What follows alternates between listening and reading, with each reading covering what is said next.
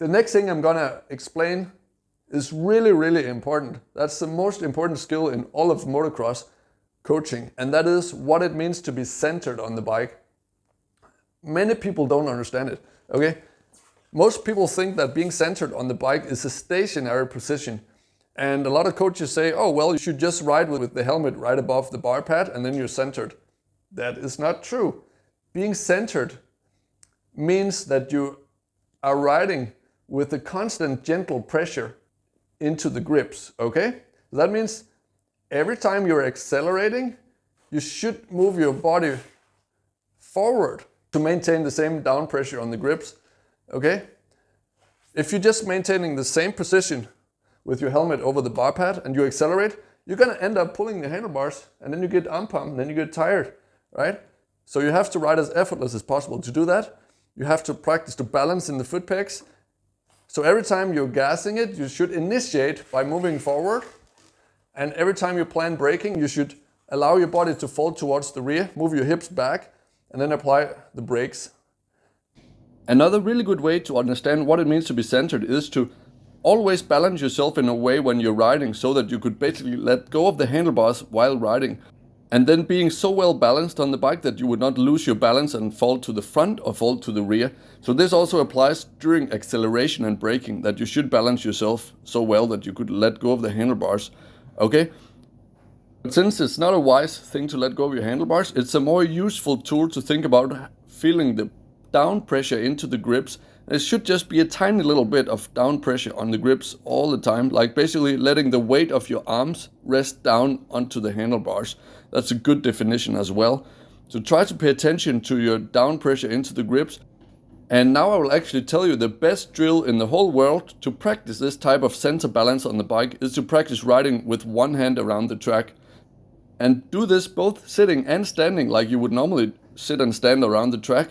But go slow enough so you don't crash, okay? This is on your own responsibility. So that you're always riding with the looseness, almost always I should say, with looseness in your arms, remaining unlocked in your arms, allowing the handlebars to move freely and not tightening up in your arms. Okay, another explanation of this is standing up on a motocross bike, being centered, requires the same skill as standing up in a bus without holding any rails. So when the bus accelerates, you have to lean forward.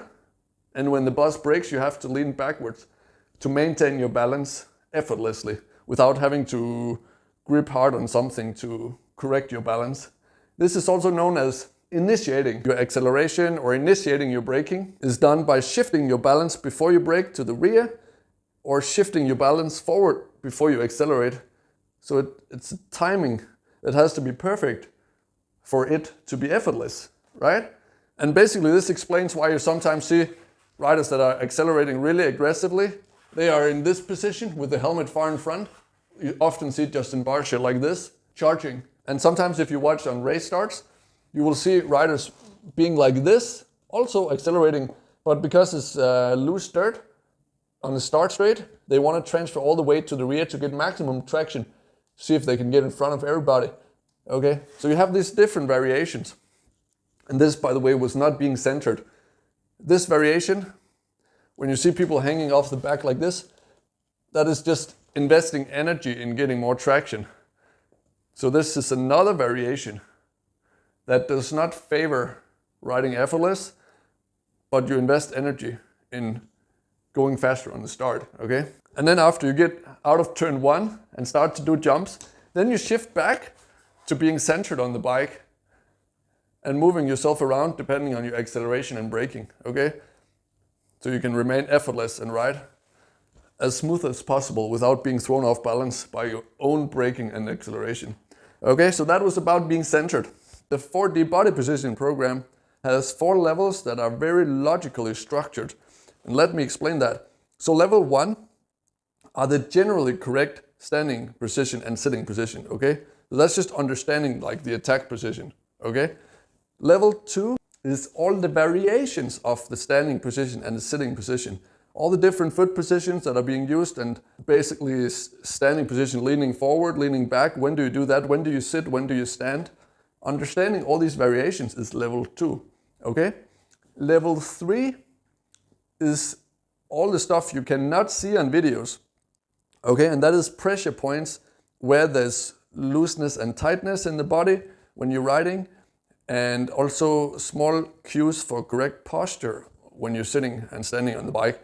And now level 4 is all the variations of pressure points and looseness and tightness. Sometimes you tighten up in some muscles for certain purposes when you're riding, and other times you're loosening up, for example in the grip of the legs to the bike for certain purposes, and that's all level 4. So that's the variations, okay? And in the big picture you can say that level 1 and 2 is all the stuff you can see on video, and level 3 and 4 is all the invisible stuff that you cannot see unless you look very careful, okay? Like for example, it's really hard to see if a rider is tightening his core muscles when he's riding, right? That's a good example, I would say. So if you think all this sounds exciting, make sure you subscribe to the channel to see it. And these body position masterclasses that I call them in the 4D body position program, they will be available in a short version for free, and then in the full version for channel members that have clicked that little join button below, where you're supporting the development of this channel and get access to more exclusive content that I put more work into. Okay, and in case you're new to my channel, let me quickly introduce myself. So I'm the head coach of motocrossphuket.com, which is a 2-time TripAdvisor award-winning holiday training camp in Thailand. And I've coached over 1,000 clients, and that gives me a real hands-on experience in coaching. And also it has given me practice in explaining things in the simplest way possible, and also using a step-by-step approach, which is very characteristic of this whole 4D program. This is really step-by-step. You start with level 1 and then you build on top of that with level 2 and then level 3 and then level 4 to start to ride more like a pro, but step-by-step, not trying to do everything at once. Also, I'm a former student of nanoscience, which gives me a good scientific background to explain the mechanics and physics of riding technique. That's also quite unique, I think, for a motocross YouTuber to have this package of expertise like in one package. And then I like to ride 2-strokes. This is my Honda CR race-winning, race-tech suspension 250 2-stroke from 2001. It's like a passion bike build project I've done as well.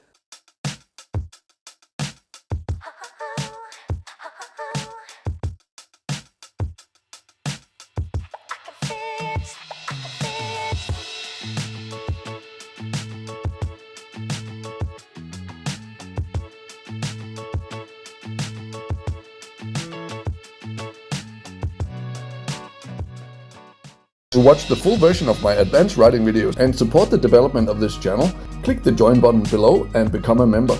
And thereby you will get access to exclusive videos where I go through the most advanced skill levels and also explaining things from a physics standpoint, because I have a background in science and thereby studying physics. So I'm able to explain actual riding technique and the mechanics of riding, also bike setup, in a way that you don't see on many other channels.